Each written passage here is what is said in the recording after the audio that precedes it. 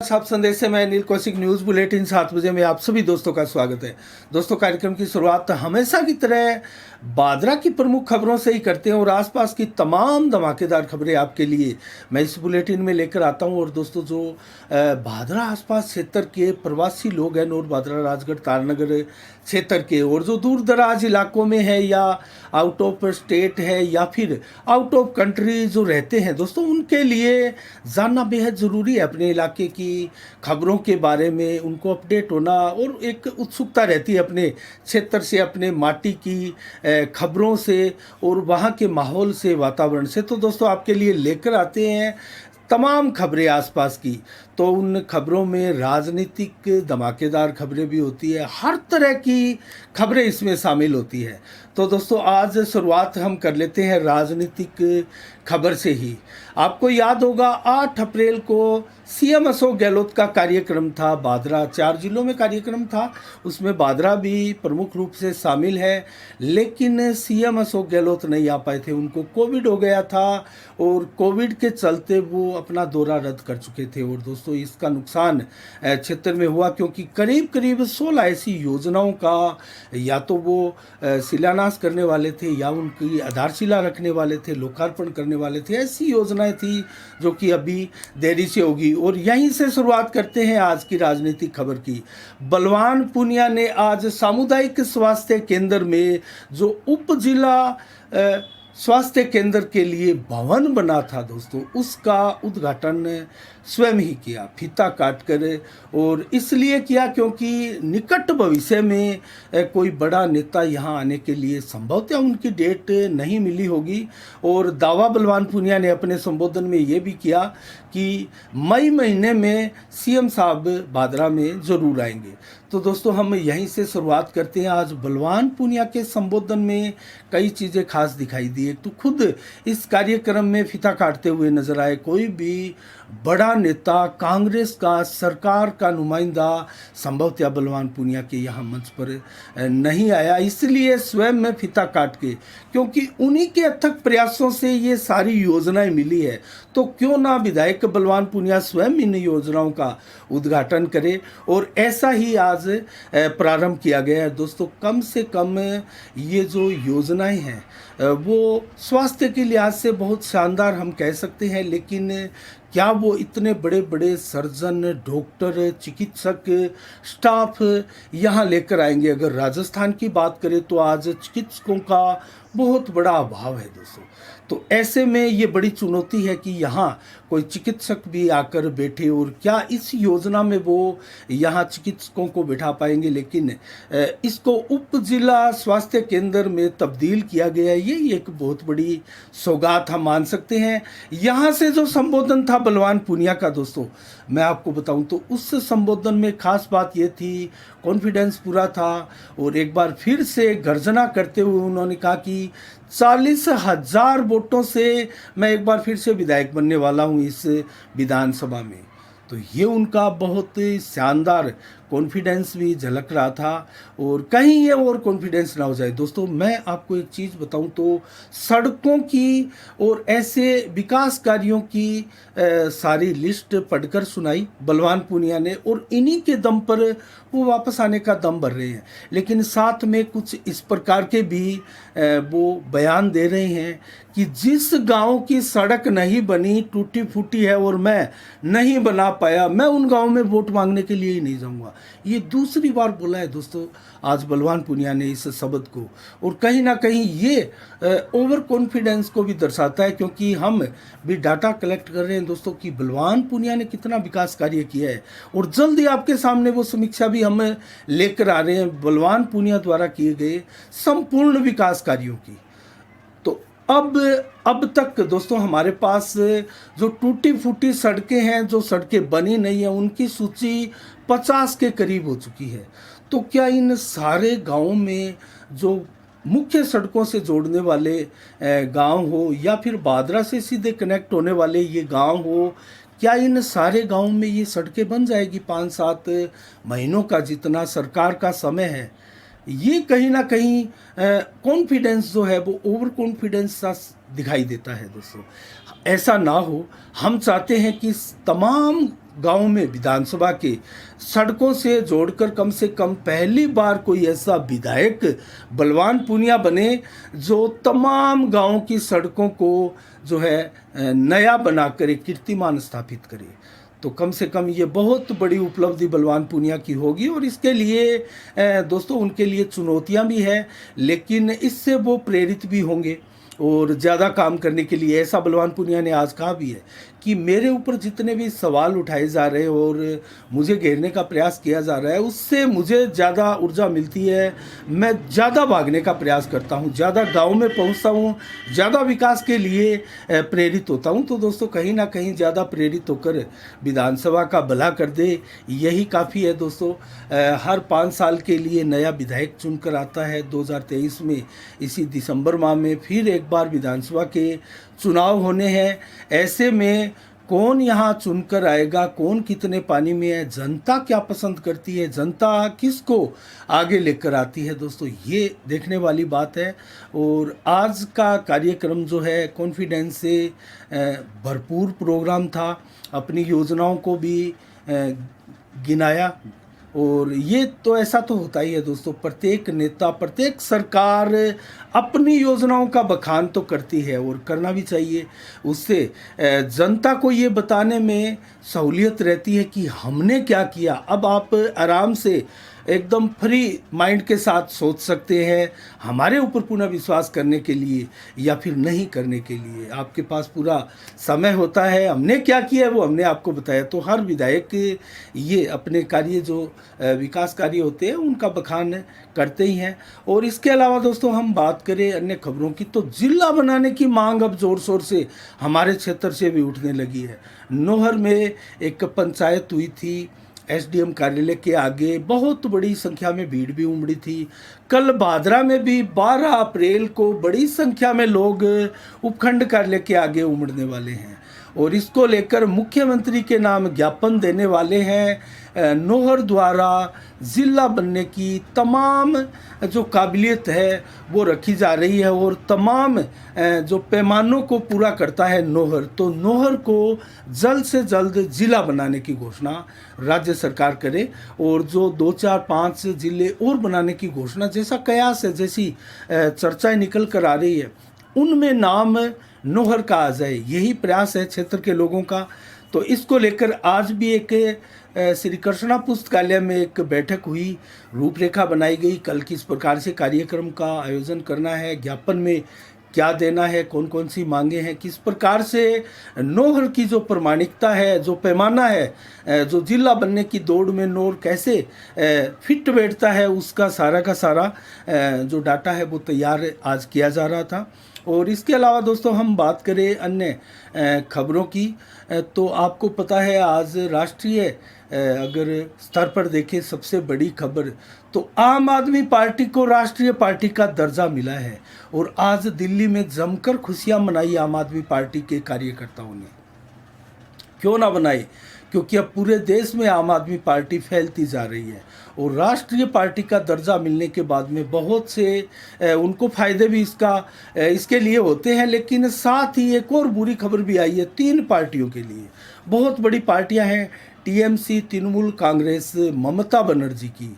दोस्तों इसका राष्ट्रीय दर्जा छीन लिया गया है। ये अब मात्र क्षेत्रीय पार्टी बनकर रह गई है। इसके लिए पैमाना होता है दोस्तों, राष्ट्रीय पार्टी बनने के लिए उस पैमाने पर खरी नहीं उतरी टीएमसी। और इसके अलावा एनसीपी जो शरद पवार की पार्टी है महाराष्ट्र से, उसका भी दर्जा, राष्ट्रीय दर्जा छीन लिया गया है। और सीपीआई जो है उसका भी राष्ट्रीय पार्टी का दर्जा अब छीन लिया है। तो ये पार्टियां अब राष्ट्रीय पार्टियां नहीं रही, क्षेत्रीय पार्टियों में बदल चुकी है। इसके अलावा दोस्तों बात करें आसपास की खबरों की, तो चिट्टे को लेकर, नशे को लेकर जिला पुलिस द्वारा लगातार अभियान चलाया जा रहा है। और कल भी भिराड़ी पुलिस ने 8 ग्राम चिट्टे के साथ एक बादरा के ही मोची मोहल्ला वार्ड नंबर 34 के एक शख्स को शोएब पुत्र महबूब काजी को गिरफ्तार किया था। दोस्तों लगातार चिट्टे में संलिप्त पाए जा रहे हैं युवा, और ये बहुत ही एक प्रकार से दुखदाई खबर है बादरा क्षेत्र के युवाओं के लिए, उनके परिजनों के लिए, उनके अभिभावकों के लिए। कैसे अपने बच्चों को नशे की प्रवृत्ति से दूर रखा जाए, इस चिट्टे की लत में ना पड़े युवा, इसके लिए प्रयास किए जाएं। ये बहुत बड़ी चुनौती है सभी के लिए। पुलिस लगातार इसको लेकर प्रयास कर रही है, लेकिन फिर भी चिट्टे का कारोबार थमने का नाम नहीं ले रहा है दोस्तों। इसके अलावा हम बात करें दोस्तों एक और खबर की, तो भादरा का अन्न धन जो मंदिर है दोस्तों, मैन बाज़ार में दारा सिंह सोनी की दुकान से आगे जो मांगी किताबों वालों की दुकान है, उसके पास ही, मूर्ति चौक के पास ही अन्न धन जी का मंदिर जिसको बोलते हैं दोस्तों, उस मंदिर का जीर्णोद्धार किया जाएगा। और ये लगभग इसमें 5 से 10 लाख रुपए इसको लेकर खर्च होंगे, और ये खर्चा करने वाला देवस्थान विभाग होगा दोस्तों। इसको लेकर लगभग 16 मंदिर चिन्हित किए गए हैं राष्ट्रीय स्तर पर देवस्थान विभाग द्वारा, और इसमें एक राजस्थान का नौहर का मंदिर भी शामिल है। राजस्थान के और भी जयपुर या अजमेर आदि के भी मंदिर हैं, और वाराणसी आदि के भी, उत्तर प्रदेश के भी इसमें कुछ मंदिर हैं। लेकिन नौहर का रामदेव जी का मंदिर जो कि सिंधी मोहल्ले में स्थित है, वो मंदिर भी शामिल है। उसमें भी 5 से 10 लाख का जीर्णोद्धार कार्य किया जाएगा। इसके अलावा बात करें दोस्तों हमारे आसपास के गांव में, अजितपुरा गांव का राजकीय उच्च माध्यमिक स्कूल खुशियां मना रहा है। क्यों ना मनाए, क्योंकि पीएम श्री योजना जो है उसमें वो तहसील में प्रथम आया है दोस्तों। आखिर पीएम श्री योजना क्या है? PM school for rising India ये स्कीम है दोस्तों, जो कि 5 सितंबर 2022 से इस योजना को केंद्र द्वारा लागू किया गया था। और इस योजना के तहत पूरे देश भर में 14,500 पुराने स्कूलों को दोस्तों उनका मॉडिफिकेशन किया जाएगा। उनमें जो है, उनमें सुविधाओं का जो है अंबार होगा, और बेहतरीन सुविधाएं इन स्कूलों में दी जाएगी। अगर राजस्थान की बात करें तो 716 स्कूल राजस्थान के बीच में शामिल है। एक प्रकार से प्रतिस्पर्धा है, और जो ग्रामीण स्कूलों में एक प्रकार से चंदा और दान आदि देकर स्कूलों में जो विकास कार्य करवाते हैं, इससे भी वो इस प्रतिस्पर्धा में भाग भी ले सकते हैं। और भी कई पैमाने हैं। और दोस्तों चाहे बात हो इस योजना में शामिल होने की, तो हर ब्लॉक से 2 स्कूलों का चयन इसमें किया जाता है, जिसके तहत उन दोनों स्कूलों को जो अव्वल आते हैं ब्लॉक स्तर पर, उनको आदर्श स्कूल का दर्जा दिया जाता है, और आदर्श स्कूल की तर्ज पर उनको विकसित किया जाता है। अब अजितपुरा ने जो ये एक प्रकार से एसडीएमसी का जो चयन होकर पुरस्कार जीता है, करीब 2 करोड़ रुपए का बताया जा रहा है। इसमें विकास कार्य और होगा, तो अंदाज़ा लगा सकते हैं आप स्कूलों का किस कदर विकास होगा इस पीएम श्री योजना के तहत, जो कि 5 सितंबर 2022 से प्रारंभ की गई है। देश भर के स्कूल इसमें चयनित हो रहे हैं। आपको याद होगा उससे पहले कलाना के भी एक स्कूल को जो है राज्य स्तर पर चयनित किया गया था। और इसके अलावा कणाऊ का भी स्कूल है, बहुत शानदार, हमने इसकी कवरेज भी की थी। बहुत शानदार स्कूल, शानदार व्यवस्थाएं इसमें थी। तो इस प्रकार से ये ब्लॉक के 2 स्कूल इसमें चयन होते हैं, और अजितपुरा का स्कूल हमारे भादरा तहसील में प्रथम स्थान प्राप्त करने वाला स्कूल है। और इसके लिए यहाँ के ग्रामीणों ने भी इसकी सराहना की, और अनेक लोगों का इसमें योगदान है दोस्तों। हवा सिंह लाखलान का भी इसमें शानदार योगदान बताया जा रहा है, ग्रामीणों का भी विशेष योगदान इसमें है। तो इन सभी खुशियाँ मना रहे हैं दोस्तों, और क्यों ना मनाएं, पूरे गांववासी इसमें खुश होते हैं, और छात्र छात्राएं विशेषकर इससे लाभ लेने की स्थिति में होती है। इसके अलावा दोस्तों बात करें अन्य खबरों की ओर, तो मालचंद राजपुरोहित को बीकानेर जिले के लिए भारत तिब्बत सहयोग मंच का जिला मंत्री बनाया गया है दोस्तों। मालचंद राजपुरोहित जो है, अंजनी राजपुरोहित जो किसी समय पत्रकारिता भी करते थे, उनका बांजा है दोस्तों, उनको इस उपलब्धि से नवाजा गया है। दरअसल बीकानेर की जो नवनियुक्त जिलाध्यक्ष है मुकेश बन, उन्होंने अपनी कार्यकारिणी का विस्तार करते हुए इन पदों पर नियुक्तियां की है और वरिष्ठ नेता सुनील भाटिया की अनुशंसा पर जो है मालचंद राजपुरोहित को भी भाजपा के जिला मंत्री पद पर नियुक्त किया गया है। इसके अलावा संतोष वर्मा को उपाध्यक्ष, अनिल गिरी को महामंत्री, किशन शर्मा को कोषाध्यक्ष, रोहित भारती को मीडिया प्रभारी और जो जिला मंत्री बनाए गए उनमें मालचंद राजपुरोहित, धनपत मारू और हुलास चंद के अलावा नरेंद्र भाटी आदि शामिल हैं। इसके अलावा दोस्तों हम बात करें अन्य योजनाओं की और अन्य खबरों की, तो दोस्तों आज बनाई की कुंज बिहारी गौशाला में सरस्वती इंडेन ग्रामीण वितरक जो कि अनूप शहर के हैं पुष्साराम स्वामी, उनके द्वारा 11 बोरी खल जो है गायों के लिए दान दी गई। दोस्तों इसको लेकर समस्त ग्रामीणों ने इन दानदाताओं की प्रशंसा की है और दानदाताओं की प्रशंसा अवश्य करनी चाहिए दोस्तों, इससे वो भी मोटिवेट होते हैं और भी दानदाता इससे ललायित होते हैं गायों की सेवा करने के लिए, सार्वजनिक इस प्रकार से कार्य करने के लिए, समाज हित के कार्य करने के लिए और मानव सेवा को समर्पित कार्य करने के लिए।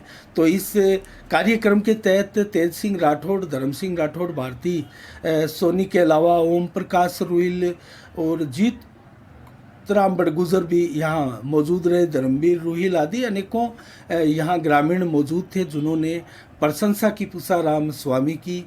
और इसके अलावा दोस्तों बात करें हम अन्य खबरों की, स्थानीय विपर समाज की भी दोस्तों आज एक बैठक आयोजित की गई कुटिया परिसर में शाम को 6 बजे। अभी समाचार से पहले ही मैं आपको बताऊं तो मीटिंग जारी थी और दोस्तों इस बैठक में विचार विमर्श किया गया विपर समाज द्वारा और परशुराम सेवा समिति द्वारा, जो कि हाल ही में अभी अध्यक्ष बनाया गया था बालकृष्ण शर्मा के नेतृत्व में ये अध्यक्षता में ये बैठक आयोजित की गई। और जो 22 अप्रैल को भगवान श्री परशुराम जी की जयंती का अवसर है, उसमें शानदार कार्यक्रम आयोजित किया जाता है विपर समाज द्वारा।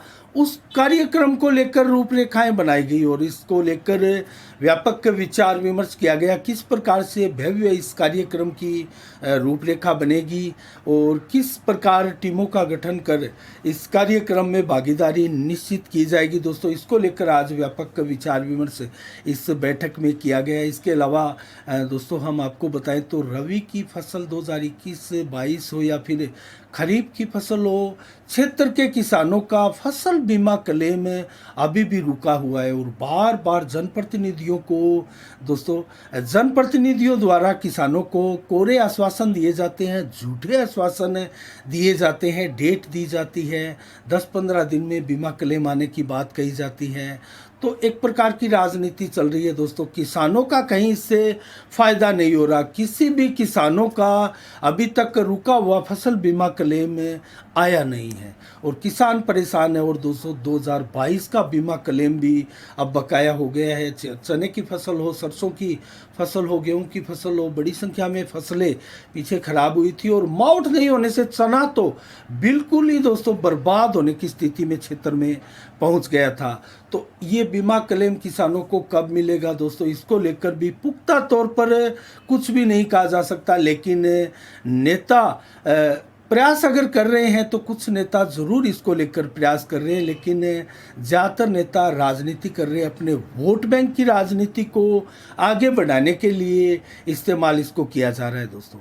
तो जल्द से जल्द कोई ऐसी योजना बने, चाहे वो राज्य सरकार की तरफ से हो, केंद्र सरकार की तरफ से हो, फसल बीमा क्लेम ना रुके और ये जो बीमा कंपनियां हैं दोस्तों कहीं ना कहीं किसानों को परेशान ये ना करे। और प्रशासन भी है इसके लिए पुख्ता तौर पर तैयारियां करके किसानों के साथ न्याय करे, इस प्रकार की व्यवस्था कायम होनी चाहिए। और इसके अलावा दोस्तों बात करें हम 11 अप्रैल को, आज के दिन क्या विशेष दिवस है। सामाजिक सामाजिक कार्यकर्ता, देश भर में समाज सेवा करने वाले महात्मा ज्योतिराव फूले का 1827 में आज ही के दिन जन्म हुआ था। उनकी जयंती दिवस धूमधाम से पूरे देश में मनाई जा रही है। और कस्तूरबा गांधी का भी 1869 में आज ही के दिन दोस्तों जन्म हुआ था। और अंतर्राष्ट्रीय श्रम संगठन की स्थापना भी आज ही के दिन की गई थी। और इसके अलावा 1919 को ये स्थापना की गई थी। और अंतर्राष्ट्रीय सुरक्षित मातृत्व दिवस भी आज ही के दिन मनाया जाता है। 2003 से इसकी शुरुआत हुई थी। और मंडियों के भाव में जल्दी से आपको बताऊं तो नौर से शुरुआत करेंगे। ग्वार के भाव 5401, जीरा के भाव 42,000 रुपये प्रति कुंटल। दोस्तों भारी उछाल जीरा की फसल में आया है। चना 5260 रुपये, तिल के भाव 13,550 रुपये, सरसों 5200, गेहूँ 2330 रुपये, जबकि जौ के भाव 1880, मूंग 8130 रुपये प्रति कुंटल रहे, जबकि ज्वार के भाव यहाँ रहे मात्र 1800, कपास के भाव 8700, बाजरा 2240, तारामीरा 5645, अरंडी के भाव रहे 6075। बादरा मंडी में क्या रहे मौसम, यहाँ विभिन्न फसलों के भाव। सरसों 4821 रुपये की मैक्सिमम आज बोली हुई। और गेहूं की बोली 2135 रुपये की। जौ की बोली आज बादरा मंडी में 1800 रुपये की लगी, जबकि बादरा मंडी में चना बिका है मैक्सिमम 4650 रुपये प्रति कुंटल। आदमपुर मंडी में नरमा बिका है 8055, ग्वार बिका है 5381 रुपये प्रति कुंटल, जबकि सरसों 5073 रही। सरसा मंडी में नरमा बिका है 8052 रुपये, कपास बिका है 10,000 रुपये प्रति कुंटल, जौ बिका है 1850 रुपये प्रति कुंटल, जबकि आज मौसम रहा बादरा क्षेत्र में 36 से 38 डिग्री टेम्परेचर रहा। गर्मी का एहसास रहा, लेकिन हवाओं के चलने के चलते आज इतनी गर्मी ज़्यादा परेशान करती हुई दिखाई नहीं दी। लेकिन टेम्परेचर से आप अंदाज़ा लगा सकते हैं अब किस प्रकार से पारा तेज़ी के साथ आगे बढ़ने जा रहा है। लेकिन कल भी हमने बताया था 20 अप्रैल तक लगभग 40 और 41 डिग्री के बीच में ही पारा रहने की संभावना जताई जा रही है। और आज 11 से 18 किलोमीटर की रफ्तार से हवाएं दिन भर चली। रात्रि को भी इसी प्रकार से कमोबश हवाएं चलेगी। 90 से 100% बादल आज दिन भर भी आसमान में थे, रात्रि को भी इसी प्रकार से छाए रहेंगे। 32 से 36 डिग्री देर रात्रि को भी टेम्परेचर रहेगा। इसके अलावा कल 12 अप्रैल को 26 से 34 डिग्री टेम्परेचर दिन में और 36 से 37 डिग्री टेम्परेचर दोपहर को मैक्सिमम, 32 से 36 डिग्री टेम्परेचर देर शाम को और 27 से 30 डिग्री टेम्परेचर देर रात्रि तक रहेगा। तो दिन भर 80 से 100% बादल छाए रहेंगे। लेकिन एक समय शाम के समय ऐसा भी आएगा बादल आसमान में बिल्कुल नहीं होंगे, मौसम बिल्कुल साफ होगा, लेकिन रात्रि को फिर आसमान बादलों से ढक जाएगा। कुछ परिवर्तनशील बादल भी दिखाई देंगे, लेकिन मौसम का कहीं कोई अता पता नहीं होगा। इस प्रकार से बरसात नहीं आएगी, बरसात का कहीं कोई नामो निशान इसमें नहीं दिखाई देता। तो आज के लिए दोस्तों इतना ही। कल ठीक शाम 7 बजे फिर आपसे रूबरू होंगे नई खबरों के साथ, नई समीक्षा के साथ। तब तक के लिए आप अपना बहुत बहुत ख्याल रखिएगा। मुझे दीजिएगा इजाज़त। साफ संदेश से मैं अनिल कौशिक, नमस्कार। जय भारत, जय जय राजस्थान।